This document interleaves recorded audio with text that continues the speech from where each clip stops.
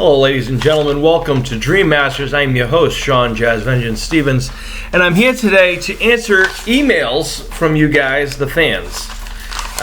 So I did this a little while ago, and people still have plenty of emails. We get emails all the time from people all over the world who want to know the ins and outs of Dream Masters and the Warriors of Wrestling and classics and everything else.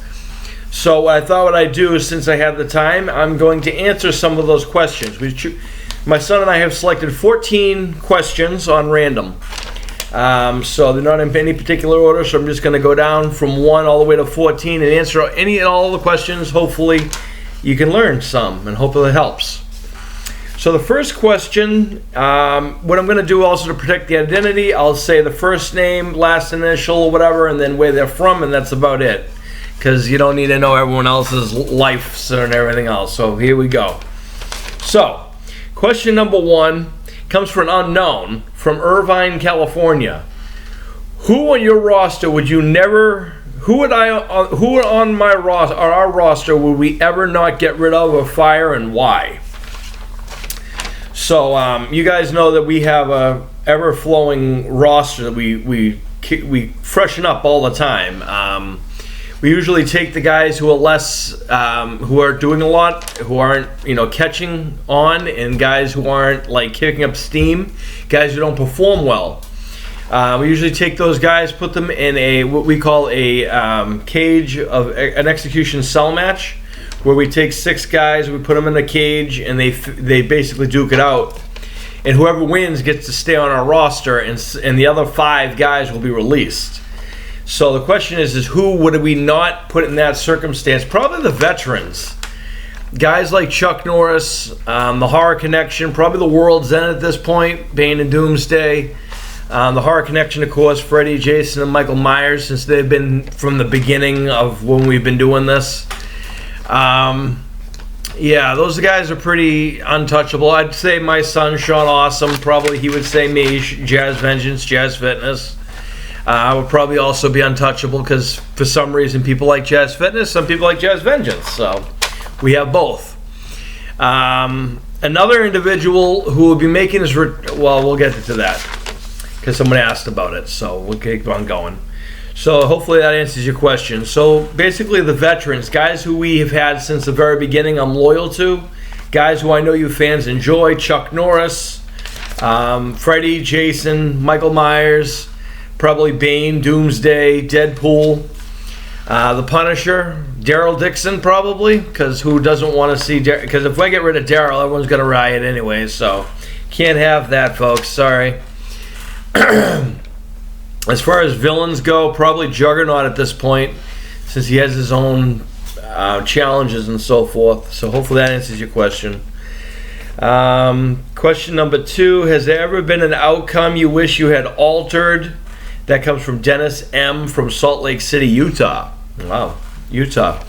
Well, Dennis, see, I'm glad you guys know that we have no control over the outcome. We just kind of watch and call it like you guys. We have no way of playing. We're not playing the games. We just watch it, and what happens, happens. Has there ever been a situation that I wish I had altered? Well, I'll tell you, sometimes the game the show and the system has its way of fixing itself. I remember one time, actually it was our Royal Random Palooza episode back in January, where we had a guest commentator, KD Smooth, made his debut and so forth. But Daryl Dixon had lost the BA championship unexpectedly to Jax Teller, which I was kind of feeling bad because Daryl Dixon's part of the F4L faction. Jax Teller's kind of on his own. And at that particular time, the faction didn't have a lot of titles, and the fact that Daryl Dixon had one was good.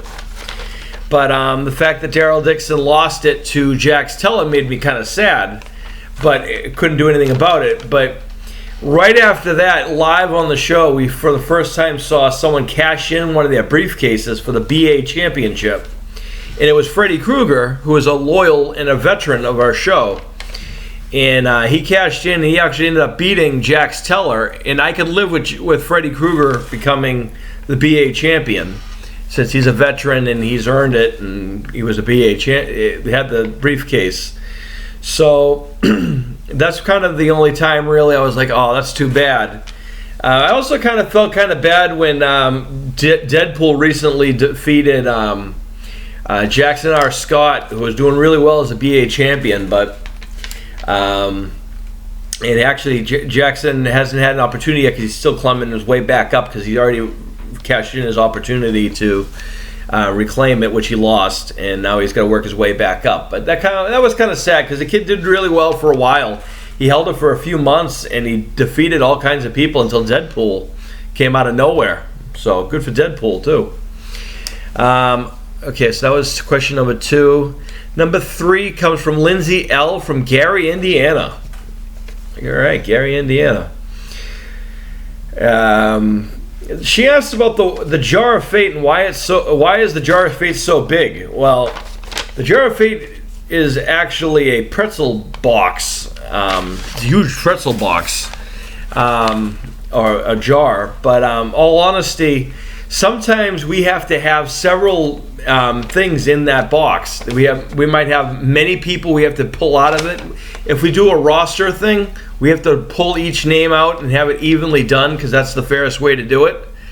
So that being said, the Jar of Fate needs to be big to accommodate all of those names going in a box, and also comfortably to go into this box to comfortably be able to move it around to make it fresh and also to draw it out. So that's why it's so big, and it just happens to be that big because of the fact that it's a giant pretzel box. But that's anyway. So hopefully that answers your question, Lindsay. All right, and thanks for watching. I'm glad you know about the Jar of Fate. Question number 4 comes from Jerry S. from Ocean Park, Florida. He wants to know when you began. What was the first dream match we put up? All right, so I got to jog my memory. We've been doing it since the beginning of YouTube, really, since this whole thing started. I want to say the first match had to have been when we originally did the test thing for Homer versus Peter Griffin. This goes back to when Dream Matches started. It started because my son was home sick one day. I wanted to cheer him up, so I built Homer Simpson using a WWE game. Made Homer Simpson, made Peter Griffin. We couldn't figure out who was going to play who, so we found a way to set it to demo, and the computer did it, and we decided to put it up on YouTube.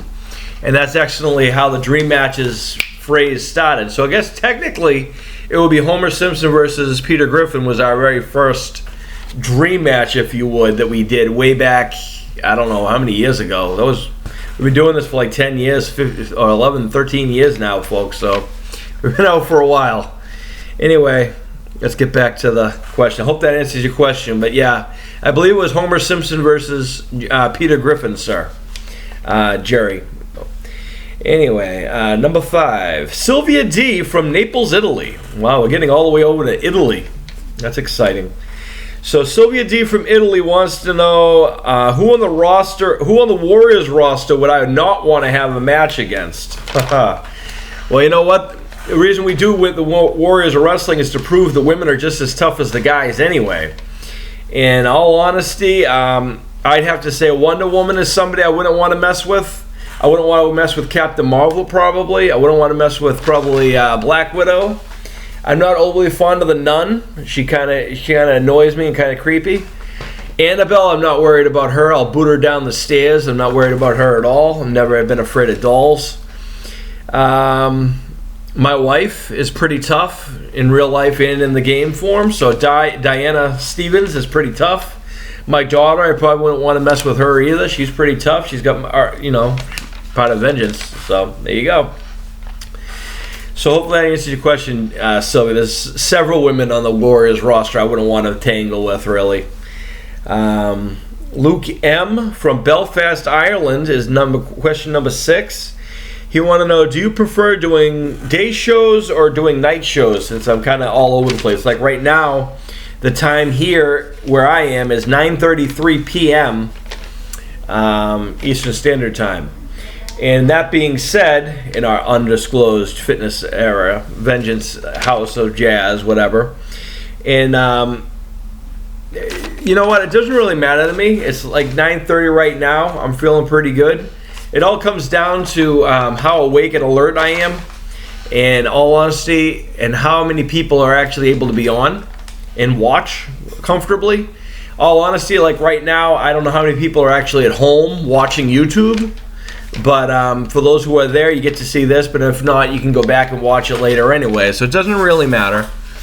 But when I was doing Jazz Fitness promos back in the day, I would film it at like 3 o'clock in the morning. It would be up there and it would be magic. But that was back when I was doing like 40-minute videos on ranting and raving. But anyway, try to keep them simple. I'm at 10 minutes right now. So here we go.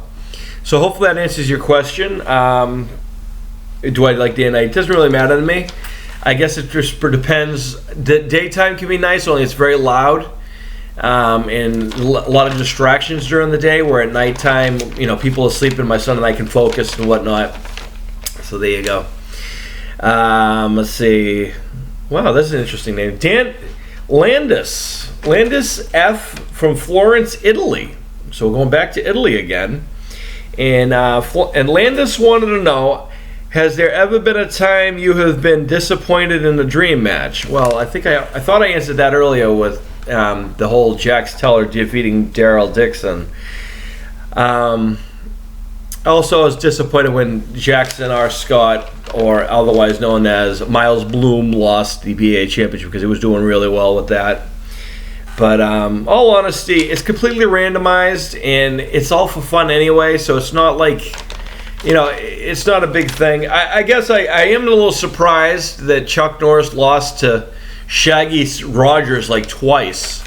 That's got me a little surprised that Shaggy Rogers from Scooby-Doo has Chuck Norris, legendary action tough guy legend, the guy who has more jokes about him than anything else. But he's on the F4L, by the way. He's a good guy. But the fact that Shaggy Rogers is somehow able to defeat him, that's surprising to me. I don't know about disappointing, but because you can't win all the battles, I guess. Anyway, we don't know what's in those Scooby stacks anyway. For all we know, that Shaggy Rogers is, Scooby stacking it up before the matches. We don't know. We don't test our people yet.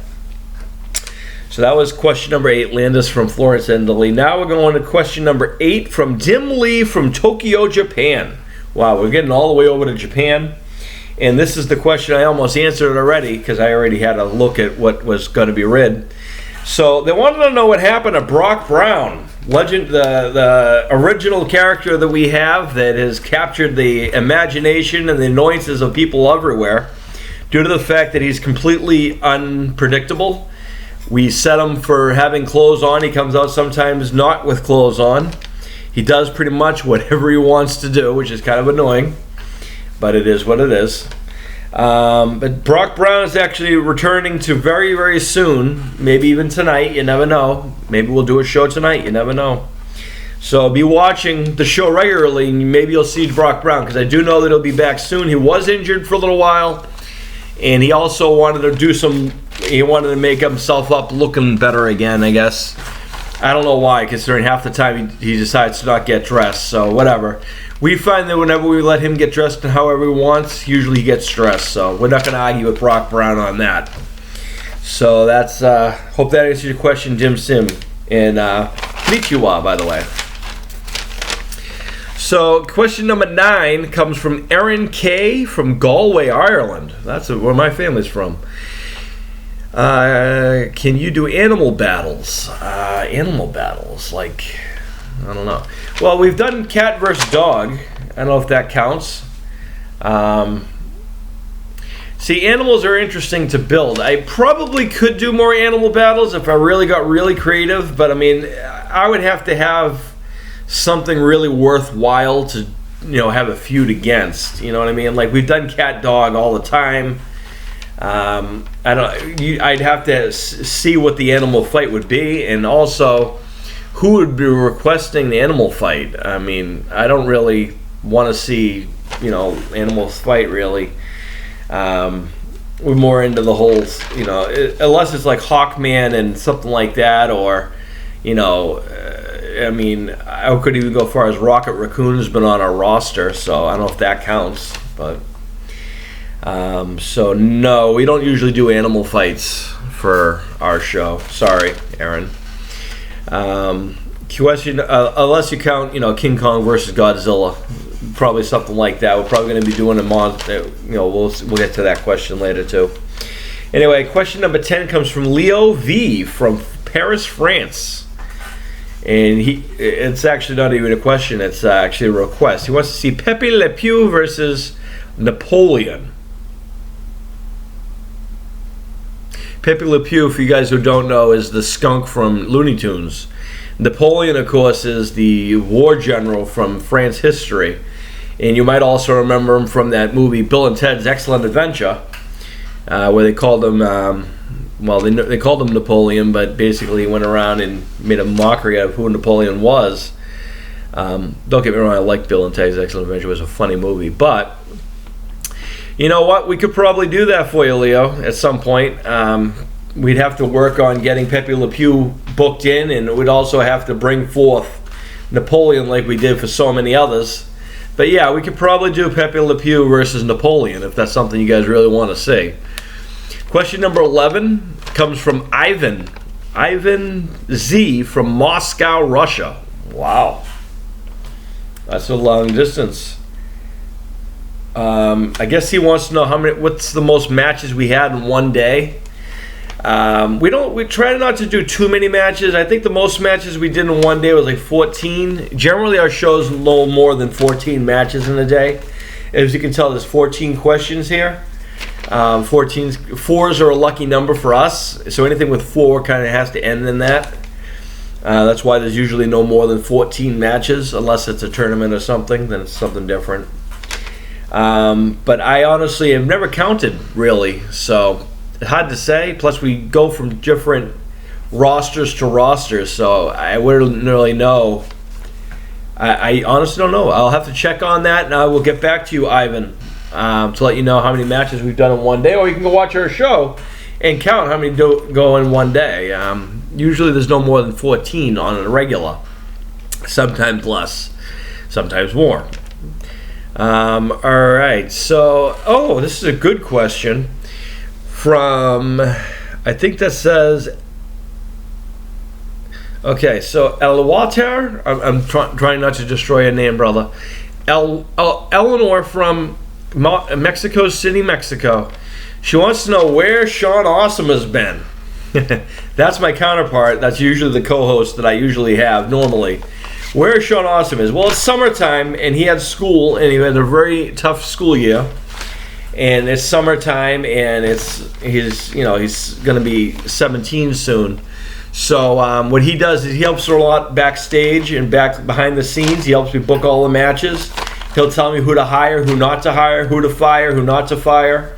So he does a lot of backstage work now. He's not really going to be he hasn't done a lot of the commentary lately because he's got school and such, plus he's trying to enjoy the summer. He'll be back when the fall starts, and he'll be back on the show. We're also going to be bringing in more guests on the show to help kind of regulate that and keep it going, flowing, so it's not just me all the time. So, but make no mistake about it, Sean's fingerprints are on everything in this show. Everything is on the show, even Shawn Awesome. When he's not on when he's not calling the matches, he's usually in the ring or something, at least. So hopefully that answers your question, Eleanor. And thanks for being a Shawn Awesome fan. I'm sure he'll appreciate that. He did appreciate that, actually. I can tell you that. So question number 13 comes from FallingDayLongD. It's FONGDI. Hopefully I'm not destroying your name. He comes from Bangkok, Thailand. That's far distance. He wants to see a King of Monsters tourney. I'm glad you mentioned that, and I'm kind of happy that you said that because Halloween, October's coming up. So what we're going to be doing closer to October is we're going to be doing a ultimate horror tournament. Like we do all these tournaments here and there. Like we had the greatest of all time tournament. We had a tag team tournament. Well, every so often we have these tournaments, and one of the things we haven't done yet is kind of a horror-based one, seeing how October's coming up. It's Halloween season. We're firm believers in the Halloween season in this house. So probably closer to October, we're going to be doing an ultimate horror tournament where all the horror classics, all the horror villains, and all the horror icons from all time will wage war to find out who the number one and the toughest person in horror will be. Will it be Godzilla? Will it be King Kong? Will it be the Predator, the Alien, Terminator? Will it be Freddy Krueger, Jason Voorhees? Will it be Leatherface? Hard to say. There's many entries. And if you guys have any suggestions for those horror icons, who would you guys like to see in that tournament? Who do you think is horror iconish that would be able to, that you think should win this tournament? And we'll try to do our best to probably enter them for you, and represent. And that was question number 13. So we only have one question left, and it comes from Joyce D. from Las Vegas, Nevada, the gambling capital of the city. All right. By the way, my wife has a sister out there, so if you're watching, Jessica and Ivan, how you doing?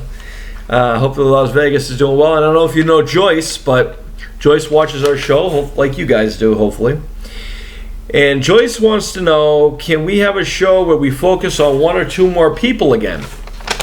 That goes back to something we started last year, where we did what we call the showcase, where we took one or two superstars and we kind of had like we had like 4 or 5 matches for that person to kind of showcase their talents. How good are they? You remember we did that for Tom Brady of the Patriots. As it turned out, he couldn't beat Superman, but he was able to beat LeBron James and Michael Jordan. So, stuff like that there. So, he did not beat me, by the way. He did lose the match against Jazz Vengeance. So, sorry, Tom Brady. Anyway, that was our last question. And with that, I thank you guys for joining these questions and answering. If you have any other questions, please reach out to us by email at wowdreammatches. That's WOW-Dreammatches, DREAMMATCHES @gmail.com. And we will take your requests, we will take your suggestions, and we'll rock it. Or you comment below with any questions you have, and we do our best to accommodate. So thanks for joining. I hope you guys enjoyed this Q&A. By all means, may all your dreams come true. You just got jazzed by vengeance. Peace.